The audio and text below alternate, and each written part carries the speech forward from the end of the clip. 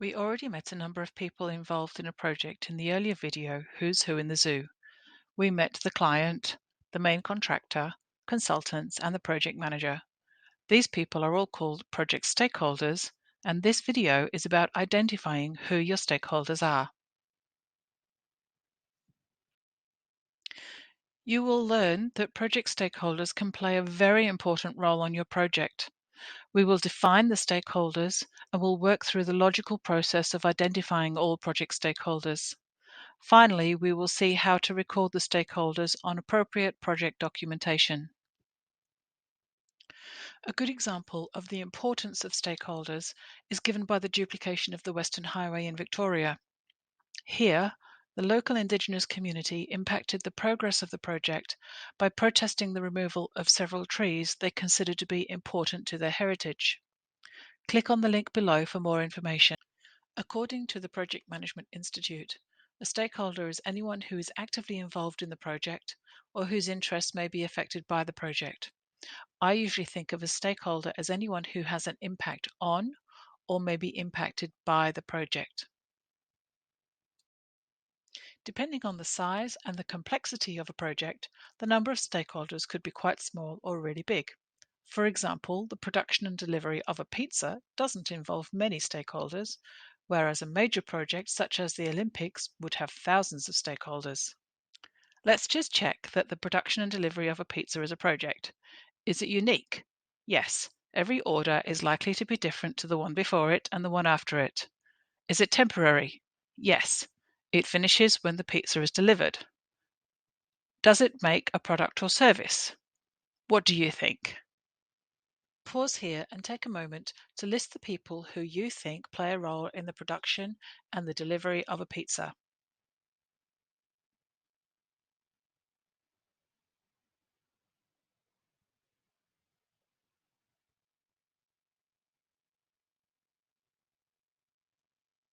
And now I'd like you to think about all the people who are impacted by the production and delivery of that pizza.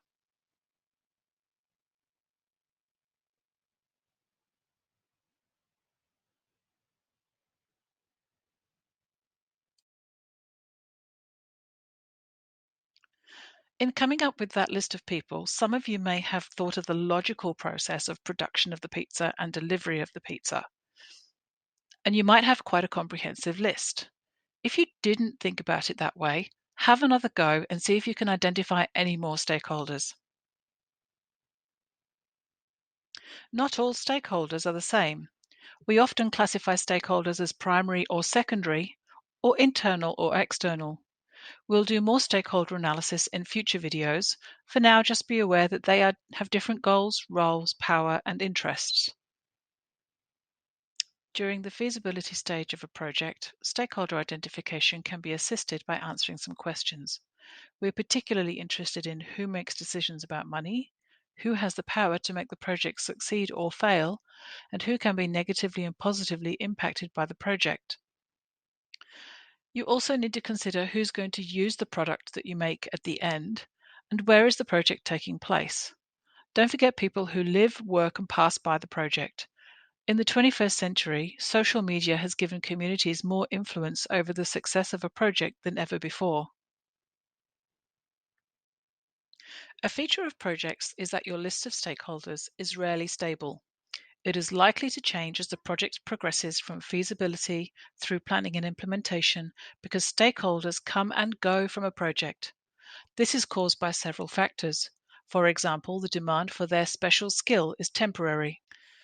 In addition to periodically reviewing your list of stakeholders, I suggest that as a project manager, you are unlikely to be able to identify all the stakeholders by yourself. Use the experience of your project team members to help you brainstorm and come up with a more comprehensive list. About that documentation, what do we use to keep track of the stakeholders we identify? During the feasibility phase, we would definitely list the key stakeholders such as the client, sponsor, end users, and influential groups in the project charter. Later on in the planning stage, we will conduct more thorough analysis of each stakeholder and we'll document that information in a stakeholder register.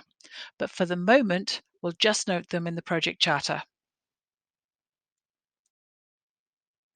Okay, review exercises. Bring your list of stakeholders for the pizza project to the tutorial. We'll compare the stakeholders you've all thought of.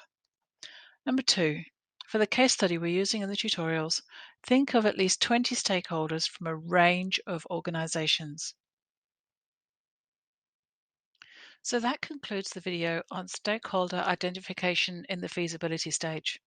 I know you're really excited about the video on stakeholder analysis and the stakeholder register in the planning stage, so I look forward to seeing you then.